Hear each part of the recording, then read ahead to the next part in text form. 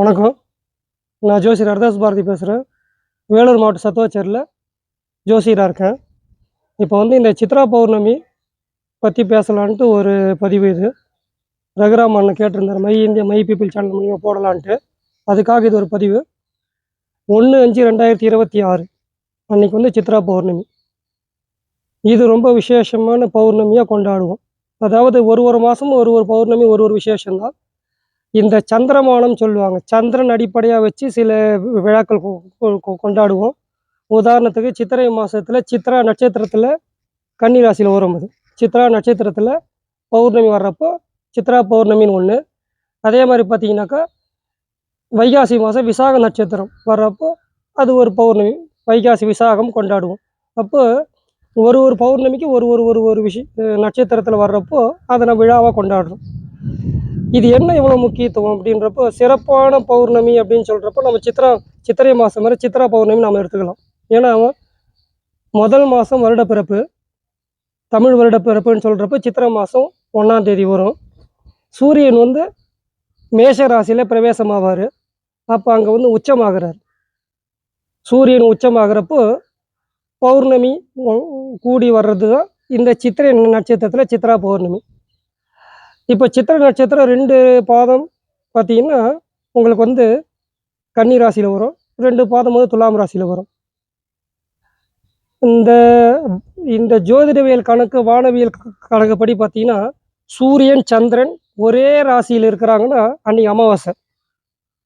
சூரியன்லேருந்து 180வது degree, அதாவது தன்னுடைய சூரியன் இருக்கிற வீட்டில் 7வது வீட்டுக்கு சந்திரன் போகிறாருன்னா பௌர்ணமி இப்படின்னு வரும் இது. அப்போ இந்த சூரியன் உச்சமாக இருக்கிறப்போ சந்திரன் சித்திரை நட்சத்திர பிரவேசம் ஆகிறப்போ சித்ரா பௌர்ணமி அப்படின்னு நாம் கொண்டாடுறோம். இந்த சித்ரா பௌர்ணமியில் என்னென்னலாம் விசேஷங்கள் இருக்குது அப்படின்றப்போ, யாரெல்லாம் இதை சிறப்பாகவும் நாம் எடுத்துக்கலாம், கொண்டாடலாம் அப்படின்றப்போ, முக்கியமான விஷயம் சந்திரன் பலம் குறைஞ்சவங்க, சந்திரன் நீச்சமாக இருக்கிறவங்க, அடிக்கடி சந்திரன் அடிப்படையாக வச்சு தான் இந்த விழா கொண்டாடுறோன்றதால சந்திர பலம் தேவைன்றவங்களாம் இந்த சித்திரை மாதத்தில் வர பௌர்ணமி கொண்டாடலாம். நீர்நிலைகளில் போயிட்டு கொண்டாடக்கூடிய வழக்கங்கள் இருக்குது. அதாவது சுரந்து வரணும், கிணறு, குளம், அதுக்கப்புறம் ஆறு, இது போன்ற பகுதிகளில் இந்த சித்ரா பௌர்ணமி கொண்டாடுவாங்க. சித்ரான்னம் செய்வாங்க. சித்ரான்னம்னா கலவை சாதம், புளியோதரை, லெமன் ரைஸ், இதெல்லாம் கலவை சாதம். இந்த மாதிரி கலவை சாதங்கள் எடுத்துக்கிட்டு போயிட்டு ஆற்றங்கரை, இந்த காவிரி ஆறு பாயிற இடத்துலலாம் இது ரொம்ப விசேஷமாக கொண்டாடுவாங்க சித்ரா பௌர்ணமி. இந்த சந்திரனுடைய ஒளி நமக்கு படுறப்போ மனசில் தேக பலம் கூடும், மனோபலம் கூடும். மனதளவில் ஒருத்தர் மன சஞ்சலத்தில் இருந்தாருன்னா அவர் பதறிய காரியம் சிதறி போகும்ன்ற மாதிரி எடுத்த காரியங்கள்லாம் சரியாக பூர்த்தி அடையாமல் சில மன சஞ்சலத்தோட மனக்குழப்பத்தோடு இருக்கக்கூடிய ஆளுங்களுக்கும் இந்த பௌர்ணமியுடைய விசேஷங்கள் தேவைன்றதால இது கொண்டாடிட்டு இருக்காங்க. ஒன்று. அதுக்கு அடுத்தது சுவாமி வழிபாடு பண்ணுறதுன்றது ரொம்ப விசேஷம். அம்பாள் வழிபாடு பண்ணுறதும் ரொம்ப விசேஷம். முருகர் வழிபாடு எடுத்து பண்ணுறவங்களும் ரொம்ப விசேஷமாக சொல்லுவாங்க. இந்த சித்திரகுப்தனுடைய அவதார நாள் அப்படின்னு கூட இதை நாம் கொண்டாடிட்டு இருக்கோம். எனக்கு தெரிஞ்சு வேற எங்கேயும் சித்திரகுப்தன் கோவில் இருக்கா என்னன்னு தெரியல. காஞ்சிபுரத்தில் சித்திரகுப்தர் கோவில் தனி சன்னதி இருக்குது. அதுக்கப்புறம் நான் பார்த்தது பார்த்தீங்கன்னா ஸ்ரீவாஞ்சியம் அப்படின்ற இடத்துல கும்பகோணம் நன்னிலம் போகிற வழியில் ஸ்ரீவாஞ்சியம்னு ஒரு இடம் வரும். யம தர்மராஜாவுக்கு தனி சன்னதி இருக்குது. அது யம தர்மராஜாவோட சித்திரகுப்தன் கூட பக்கத்தில் இருக்கார். ஸ்ரீவாஞ்சியம்ன்ற இடத்துல போய் பார்த்தீங்கன்னா அங்கேயும் சித்திரகுப்தர், யம தர்மராஜா 2 பேரும் ஒன்றாவே இருப்பாங்க. காஞ்சிபுரத்தில் சித்திரகுப்தர் சன்னதியே இருக்குது. இந்த யம தர்மராஜா என்ன பண்ணுறாருன்னா, ஜனங்களுடைய பாவ புண்ணிய கணக்கெல்லாம் எழுதி ரொம்ப சிரமப்பட்டு, கலியுகத்தில் அதர்மம் அதிகமாகிட்டே இருக்குதுன்றப்ப நிறைய பாவ கணக்கில் எழுத வேண்டிய சூழ்நிலை வர்றப்போ சிவபெருமான்கிட்ட முறையிடுறாரு. எனக்கு ஒரு ஆள் தேவை, அசிஸ்டன்ட் மாதிரி ஒருத்தர் தேவை, அது ஏதாச்சும் நீங்கள் உதவி பண்ணுங்கள், வேறு யாராச்சும் எனக்கு நியமித்து கொடுங்கன்றப்போ சிவபெருமான் போகிறாரு. அப்போ இதுக்காக என்ன பண்ணலான்றப்போ அம்பாள்கிட்ட கேட்குறப்போ அது ஒரு சித்திரமாக வரைகிறாங்க. சித்திரம்னா படம். அது வரைகிறப்ப பார்த்தீங்கன்னா அம்பாள் கிட்ட சொல்கிறாரு, இந்த சித்திரத்தை நீ சக்தியை கொடுன்றப்போ அம்பாள் சக்தியை கொடுக்குறா. அதுலேருந்து ஓலைச்சுவடியோட ஒரு எழுத்தாணியோட சித்திரகுப்தன் அவதாரம் பண்ணுறதா ஒரு வரலாறு சொல்கிறாங்க. இவர் என்ன பண்ணுறாருன்னா, பாவ புண்ணிய கணக்குகளை வந்து எழுதிட்டே வராரு. 2 பேர் பாவ புண்ணிய கணக்குகள் தீர்க்கக்கூடிய ஆள். ஒருத்தர் வந்து சனி பகவான், இன்னொருத்தர் வந்து யமதர்மராஜா. சனி பகவான் செய்கிற பாவங்களை இந்த பிறவியிலேயே சில நமக்கு வந்து துன்பங்களை கொடுத்து அதை நாம் வருத்தப்பட வச்சு அந்த பாவத்தை கழிக்கிறாரு. மேல் உலகத்தில் போயிட்டு யமதர்மராஜா இந்த பொறுப்பு ஏற்றுக்கிறார். செஞ்ச பாவங்களுக்கு ஏற்ற மாதிரி தண்டனை கொடுக்குற பொறுப்பு யமதர்மராஜா ஏற்றுக்கிறாரு. இங்கே வந்து இந்த வந்து பூலோகத்தில் செய்கிற பாவங்களுக்கு தண்டனை கொடுக்குற பொறுப்பு சனீஸ்வர பகவான் எடுத்துக்கிறார். இவங்க 2 பேரும் வந்து செய்கிற பாவங்களுக்கு தண்டனை கொடுக்கக்கூடிய ஆளாக இவங்க இருக்காங்க. அப்போ சித்திரகுப்தன் வந்து பார்த்தீங்கன்னா பாவ கணக்குகள் எழுதுவார், புண்ணிய கணக்குகள் எழுதுவார். இப்போ நீங்கள் ஒரு சந்தேகம் வரும், சித்திரகுப்தர் வழிபாடு பண்ணுறதால நாம் செய்கிற பாவங்கள்லாம் போயிடுமான்றதை விட செஞ்ச பாவங்கள் போகாது, என்ன நடக்கும் அப்படின்றப்போ நம்ம இந்த பாவ செயல்களை செய்ய விடாமல் புண்ணிய செயல்கள் செய்யறதுக்கு உண்டான ஞானத்தையும் அறிவையும் கொடுக்கக்கூடிய ஆள் தான் அவர். ஏன்னா தெரிந்தோ தெரியாமலோ நம்ம நிறைய விஷயங்கள் நாம் செஞ்சிட்டே இருக்கோம். அடிக்கடி நாம் சொல்லக்கூடிய விஷயம்தான், மனதளவில் ஒருத்தர் வேதனைப்பட வச்சா கூட அது ஒரு கொலைக்கு சமமாக. வார்த்தையால் சில பேரை துன்பப்படுத்திடுவோம்.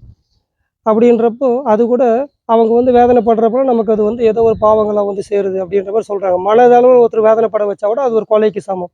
அப்போது இது ஒரு பழமொழி வருது பாருங்க, பல பேர் வாழ்த்து நம்மளை வாழ வைக்கும், பல பேர் வாழ்த்து நம்மளை வாழ வைக்கும். அப்போனா பல பேர் வாழ்த்துற அளவுக்கு நாம் வந்து நடந்துக்கணும்.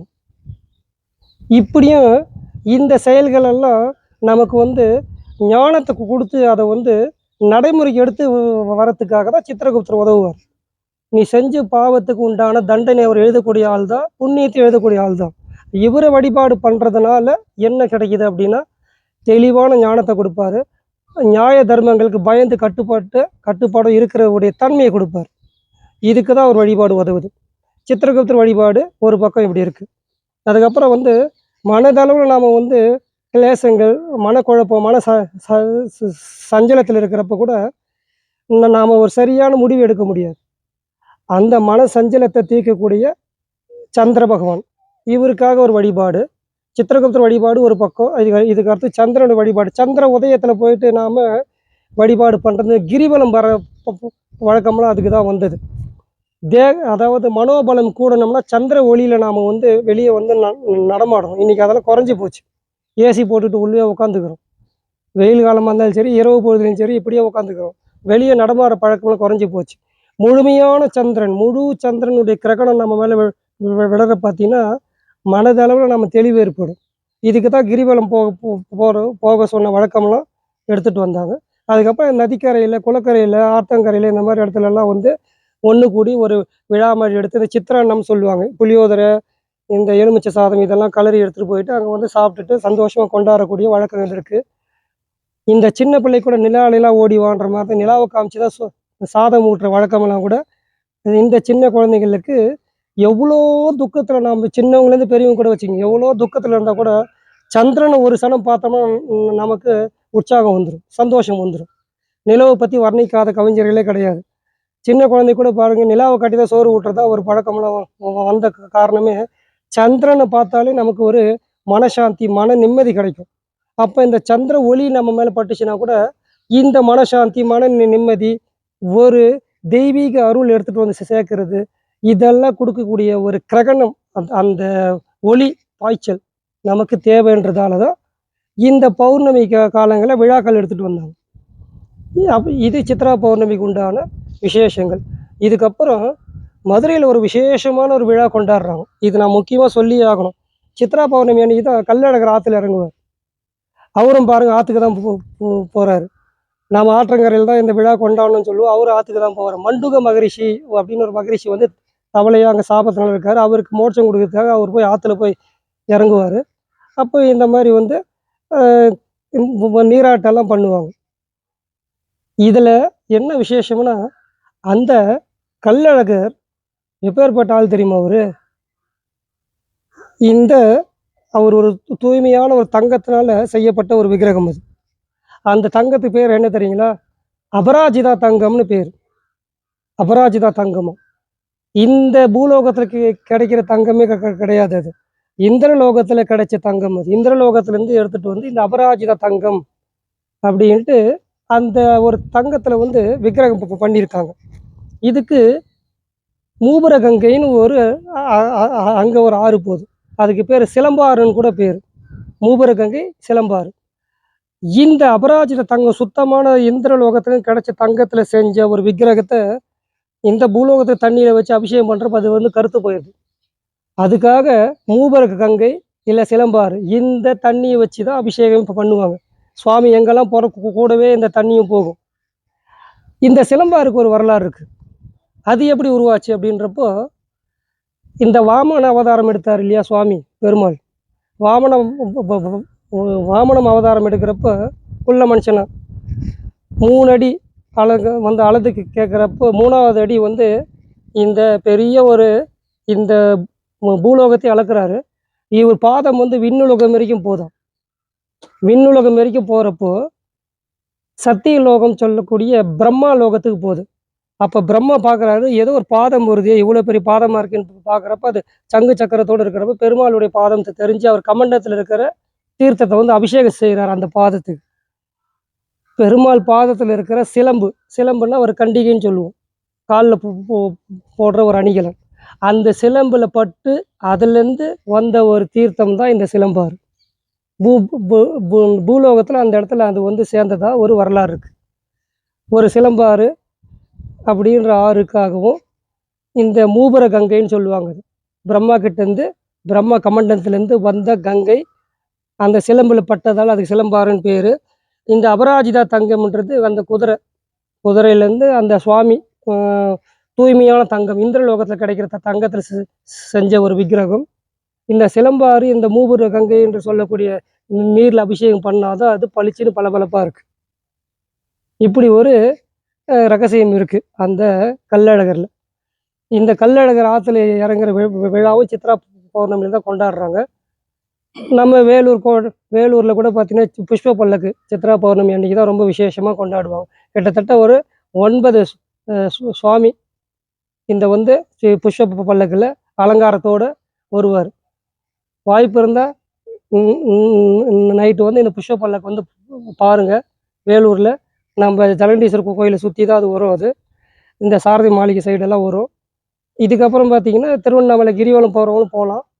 பௌர்ணமியுடைய ஒளி நமக்கு உடம்புல படணுன்றதுக்காக தான் இது செய்கிறது. வழக்கம் போல் நம்ம சொல்கிறதா இந்த மாதிரி நவதானியம் எடுத்துகிட்டு போயிட்டு அந்த சாலை ஓரம் இறைச்சிட்டு போனால் கூட அது வந்து புண்ணியம் சேரணும். ஒரு வாட்டி கிரிவல பாதையை பற்றி கிரிவலம் எப்படி சுற்றலான்றதை பற்றி ஒரு விஷயம் சொல்கிறப்ப அதை சொல்லிகிட்டு இருந்தோம். இதெல்லாம் வழக்கமாக நீங்கள் பயன்படுத்திக்கிங்க. இந்த கள்ளழகர் ஆற்றுல இறங்குற விசேஷத்தை அந்த சைடு இருக்கிறவங்களும் அந்த விழாவை போய் பயன்படுத்திக்கிங்க. சித்ரா பௌர்ணமி 1/5/2026 அன்னைக்கு வருது. இந்த சித்ரா பௌர்ணமி விழாவை கொண்டாடி மகிழ்ச்சியாக இருக்கணும். சந்திரனை பார்த்தாலே மகிழ்ச்சி வந்துடும். மகிழ்ச்சியாக இருக்கணும்ன்ட்டு வந்து பக்த கோடிகளை கேட்டுக்கொள்கிறோம்.